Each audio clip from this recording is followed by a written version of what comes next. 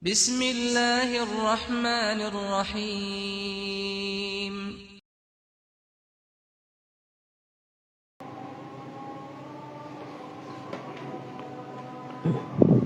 إن الحمد لله نحمده ونستعينه ونستغفره ونعوذ بالله من شرور أنفسنا وسيئات أعمالنا من يهد الله فلا مضل له ومن يضلل فلا هادي له أشهد أن لا إله إلا الله وحده لا شريك له وأشهد أن محمدا عبده ورسوله لا نبي بعده اللهم صل وسلم على نبينا محمد وعلى آله وصحبه ومن تبع هداه بإحسان إلى يوم الدين ثم أما بعد عباد الله أوصيكم ونفسي بتقوى الله فقد فاز المتقون يا أيها الذين آمنوا اتقوا الله حق تقاته ولا تموتن إلا وأنتم مسلمون. Bapak dan kaum muslimin jamaah Jumat akramakumullah,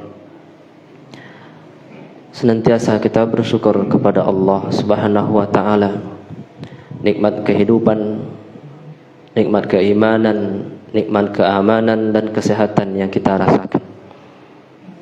Kemudian kita berselawat kepada nabinya Muhammad sallallahu alaihi wasallam. Maka hari demi hari yang telah berlalu, maka telah berlalu pula sebagian diri kita, kata ulama. Oleh karena itu hendaklah seseorang bersungguh-sungguh pada hari-hari yang tersisa yang Allah berikan kepadanya.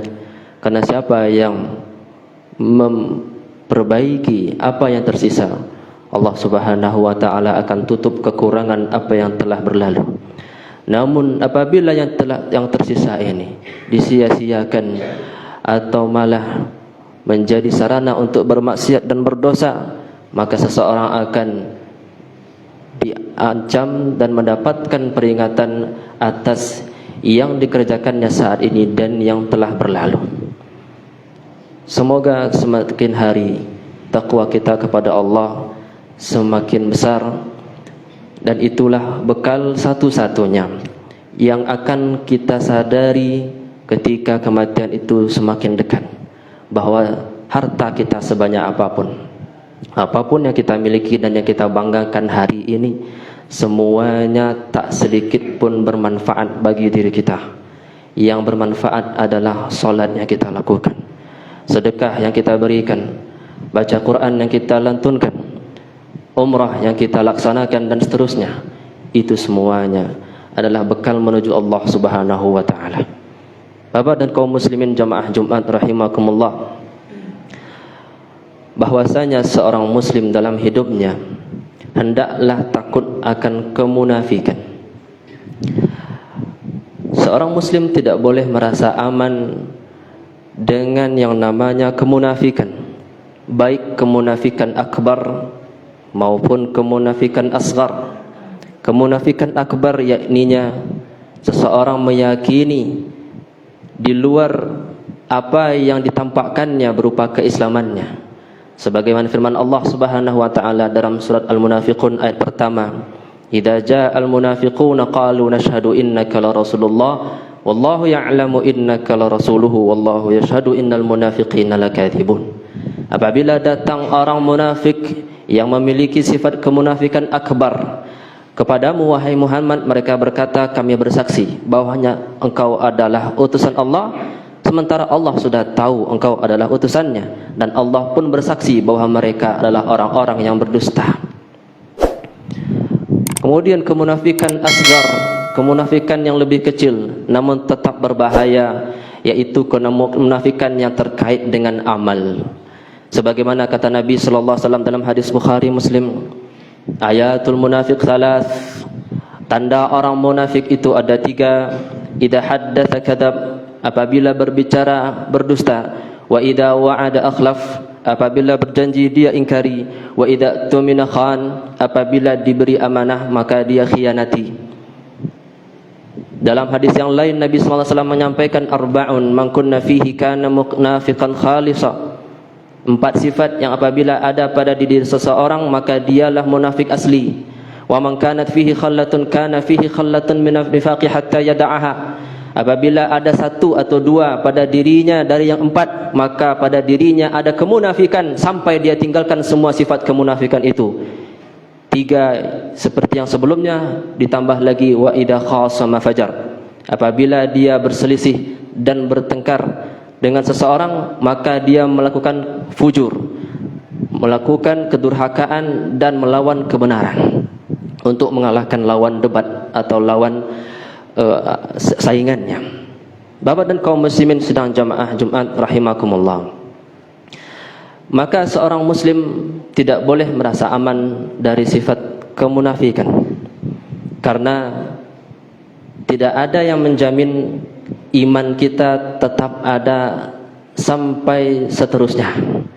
Salah satu sifat orang beriman yang Allah puji di surat orang-orang beriman, yaitunya surat Al-Mu'minun, hamba-hamba Allah yang sifat imannya sempurna. Di ayat ke-57 Allah Subhanahu wa taala sampaikan, alladzina innalladzina hum min khasyati rabbihim musyfiqun, yaitunya hamba-hamba Allah yang lantaran takut kepada Rabb mereka, maka mereka takut. Kata ulama tafsir, yaitunya mereka takut akan kehilangan iman. Orang beriman tidak merasa aman setelah beriman. Alhamdulillah kita mendapatkan nikmat iman, namun jangan sekali-kali merasa aman-aman saja dengan iman itu.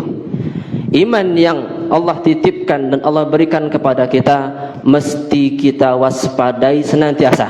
Makanya orang beriman, kata Al-Hasan Al-Basri, innal mu'min jama'a ihsanan wa syafaqah. Orang beriman itu menghimpun dua hal. Yang pertama, dia berbuat baik semampunya, sekuatnya, dan di saat yang sama dia takut kebaikan yang dilakukannya itu ditolak oleh Allah Subhanahu wa taala. Sebagaimana firman-Nya di surat yang sama ayat ke-61, walladzina yu'tuna ma atau wa qulubuhum wajilatun annahum ila rabbihim raji'un. Orang-orang yang memberikan apa yang mampu mereka bisa berikan, melakukan amal soleh apa yang mampu mereka lakukan, sementara hati mereka takut kalau mereka dikembalikan kepada Rabb mereka. Mereka adalah orang-orang yang menjaga salatnya, mereka adalah orang-orang yang senantiasa berpuasa, mereka adalah orang-orang yang suka bersedekah. Kata Nabi sallallahu alaihi wasallam, wa yakhafuna alla yuqbala minhum. Namun di saat yang sama mereka sangat takut ibadah-ibadah mereka itu ditolak oleh Allah Subhanahu wa taala. Kenapa? Karena tidak ada yang menjamin iman itu akan tetap ada di dalam hati kita selamanya. Sementara iman itu adalah syarat utama seluruh amal diterima oleh Allah Subhanahu wa taala. Apabila iman bermasalah, maka tertolaklah amal-amal tersebut sebanyak apapun. Makanya orang beriman sangat takut akan kemunafikan sebagai lawan dari iman. Kita lihat Umar bin Khattab radhiyallahu anhu, bagaimana ketika beliau memegang tampuk kepemimpinan sebagai Amirul Mukminin, beliau panggil Al-Hudzaifah ibn al-Yaman radhiyallahu anhuma, pemegang rahasia Rasulullah sallallahu alaihi wasallam tentang nama-nama orang munafik asli. Maka Umar bertanya, demi Allah wahai Hudzaifah, apakah namaku disebut dalam daftar orang-orang munafik? Maka kata Hudzaifah, la, namamu tidak disebut oleh Rasulullah sallallahu alaihi wasallam. Maka orang-orang terbaik, orang-orang soleh terdahulu, walaupun mereka sudah mendapatkan kemuliaan di dalam Islam, Umar yang kita ketahui termasuk 10 sahabat Nabi yang dijamin masuk surga, dan mereka tahu bahwa mereka dijamin masuk surga oleh Rasulullah sementara mereka masih hidup. Umar yang apabila melewati sebuah lembah, maka setan akan melewati lembah yang lain karena takut kepada Umar. Umar yang kata Nabi sallallahu alaihi wasallam, "Lau kana nabiyyan ba'di lakana Umar." Andai ada nabi sepeninggalanku, dialah Umar. Namun bagaimana Umar tidaklah merasa aman dengan keimanannya. Umar merasa sangat takut namanya tercatut dalam daftar orang munafikin asli di sisi Allah Subhanahu wa taala yang diberitahu kepada Rasulullah dan Hudzaifah ibn al-Yaman. Maka begitulah orang beriman dalam hidupnya. Dia takut akan kehilangan imannya. Dia takut akan ada sifat kemunafikan tumbuh dalam dirinya. Al-Hasan Al-Basri juga berkata, "Wallahi ma asbaha wala amsa mu'min illa wa huwa yakhafu an-nifaqa ala nafsihi." Demi Allah, orang beriman itu tiap pagi dan tiap sore takut kemunafikan atas dirinya.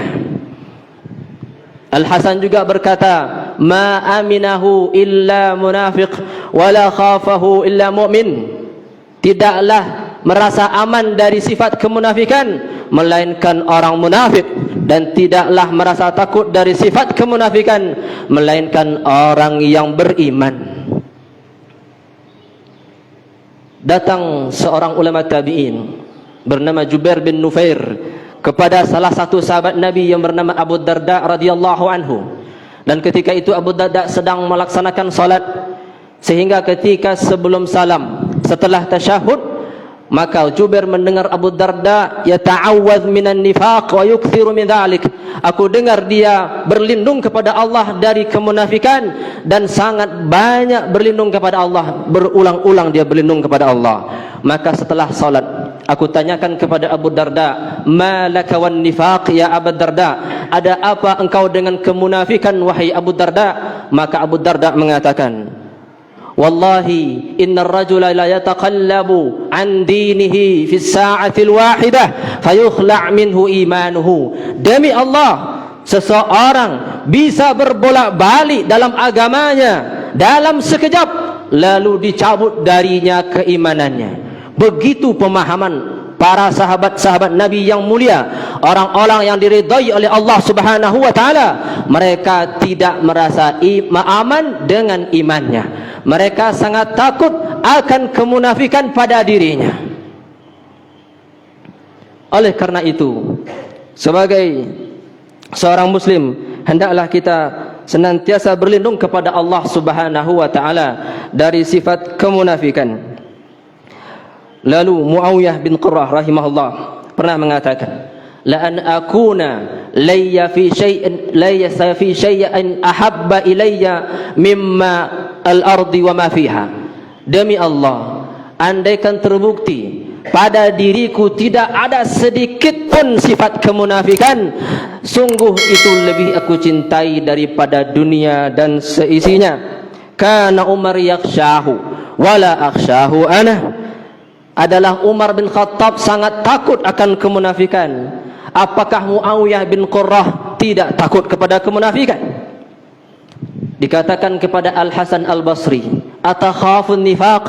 Wahai imam, apakah engkau takut akan kemunafikan dengan kedudukan dan kemuliaan dan kesalehan dan ketakwaanmu?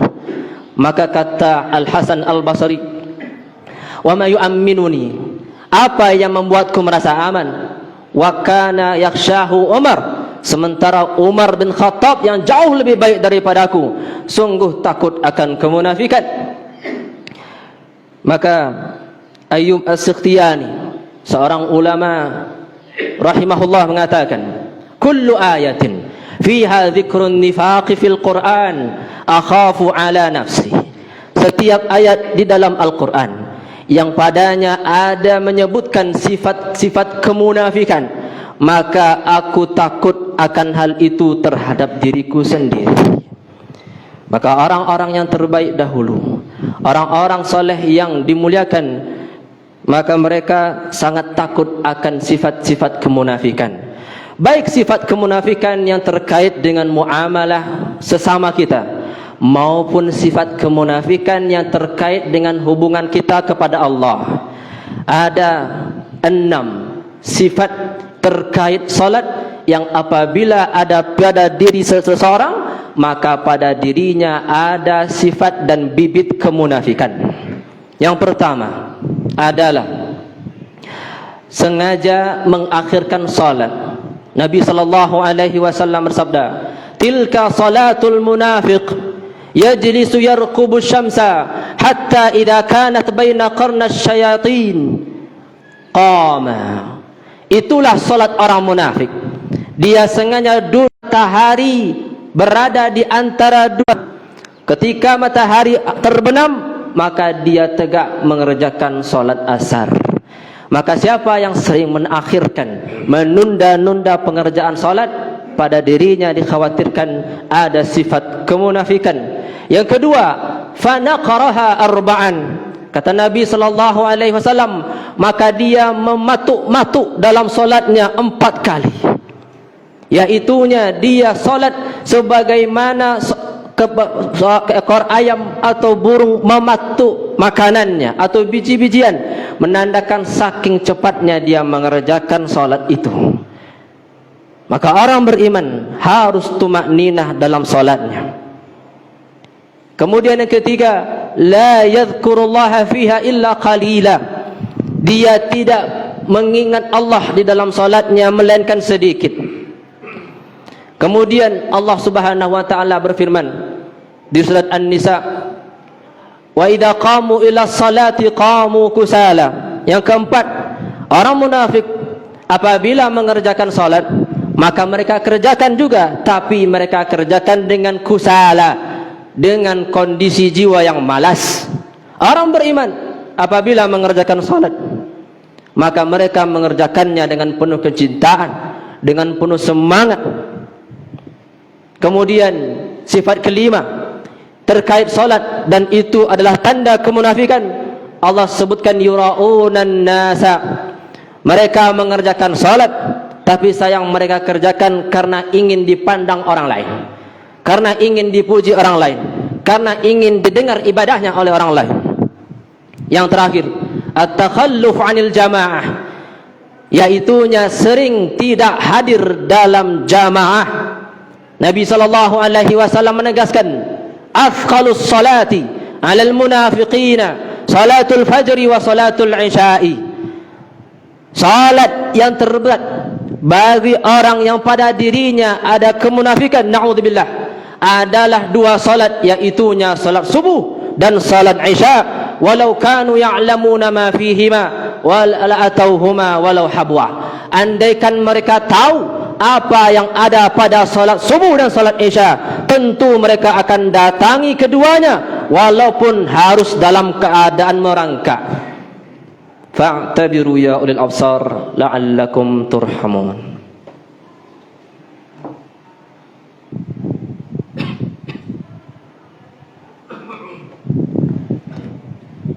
Alhamdulillahi rabbil alamin, wa bihi nasta'in ala umuri dunya waddin.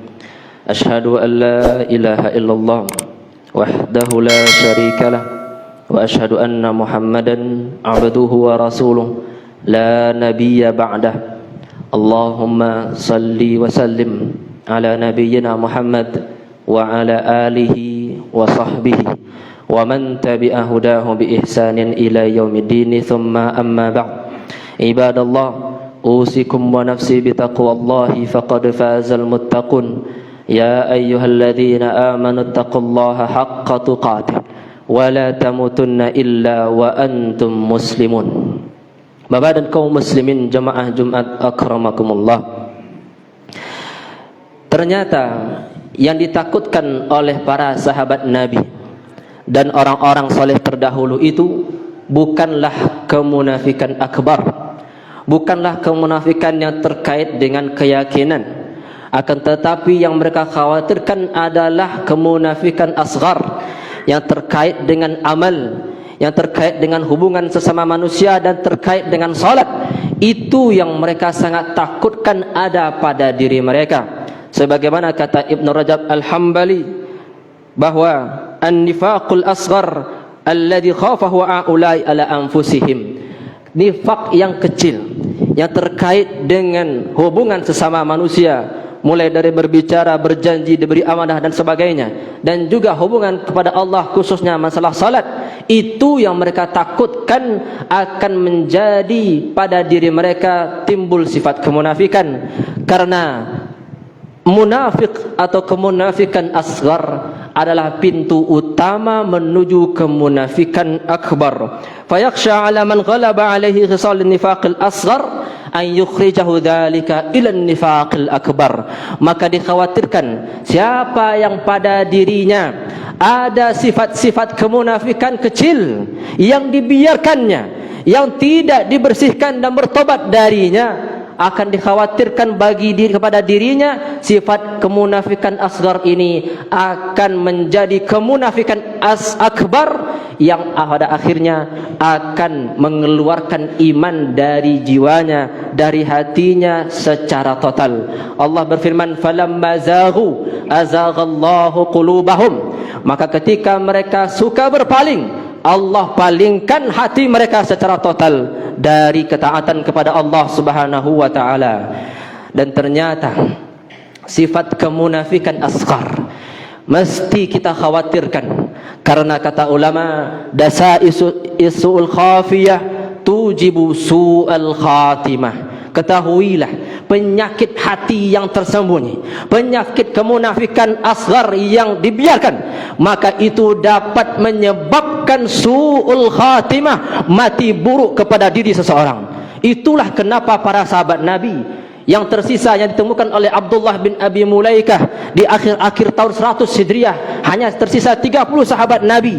Kata beliau, adraktu 30 sahabiyan kullahum yakhafuna an-nifaq ala nafsihi. Aku dapati 30 sahabat Nabi masih hidup, semuanya aku dapati mereka sangat takut kemunafikan atas diri mereka, karena mereka tahu kemunafikan itu dapat menyebabkan mati yang buruk kepada diri seseorang. Oleh karena itu, ulama menyampaikan, perbanyaklah doa yang diperbanyak oleh Nabi sallallahu alaihi wasallam dalam hidupnya, yaitu ya muqallibal qulub, tsabbit qalbi ala dinik. Ya muqallibal qulub, wahai zat yang maha membolak-balikkan hati, tsabbit qalbi ala dinik, kokohkanlah hatiku dalam agamamu. Itu adalah salah satu doa agar kita terlindung dari kemunafikan. Para sahabat bertanya, ya Rasulullah, amanna bik atakhafu alaina, wahai Rasulullah, kami sudah beriman dengan risalahmu dan kami sudah mengikutimu, apakah engkau masih khawatir akan keimanan kami?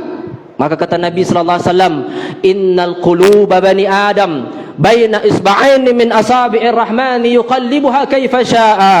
Sesungguhnya hati anak cucu Adam itu bukanlah pada dirinya, tapi pada dua jari dari jemari Allah Subhanahu wa taala, yang tidak ada serupa dengan jari jemari Allah. Allah bolak-balik hati seluruh anak cucu Adam itu sekehendaknya. Makanya Nabi sallallahu alaihi wasallam senantiasa memperbanyak, ya muqallibal qulubi tsabbit qalbi ala dinik. Innallaha wa malaikatahu yusalluna 'alan nabi ya ayyuhalladzina amanu sallu 'alaihi wa sallimu taslima. Allahumma salli 'ala Muhammad wa 'ala ali Muhammad kama sallaita 'ala ali Ibrahim wa barik 'ala Muhammad wa 'ala ali Muhammad kama barakta 'ala ali Ibrahim fil 'alamin innaka Hamidum Majid. Allahumma ighfir lil muslimina wal muslimat, المؤمنين والمؤمنات الأحياء منهم والأموات. ربنا ظلمنا أنفسنا وإن لم تغفر لنا وترحمنا لنكونن من الخاسرين. ربنا لا تزغ قلوبنا بعد إذ هديتنا وهب لنا من لدنك رحمة إنك أنت الوهاب. اللهم إنا نعوذ بك من النفاق والسمعة والرياء. يا مقلب القلوب ثبت قلوبنا على دينك. اللهم مصرف القلوب صرف قلوبنا على طاعتك. اللهم اختم لنا بحسن الخاتمة ولا تختم لنا بسوء الخاتمة. اللهم استعملنا ولا تستبدلنا. اللهم انصرنا وانصر الإسلام وأعز المسلمين وأنج المستضعفين من المؤمنين في كل مكان برحمتك يا أرحم الراحمين. ربنا آتنا في الدنيا حسنة وفي الآخرة حسنة وقنا عذاب النار. وصلى الله على نبينا محمد وعلى آله وصحبه وسلم. سبحان ربك رب العزة عما يصفون وسلام على المرسلين والحمد لله رب العالمين. شكرا يا ربي شكرا، هديت قلبي شكرا.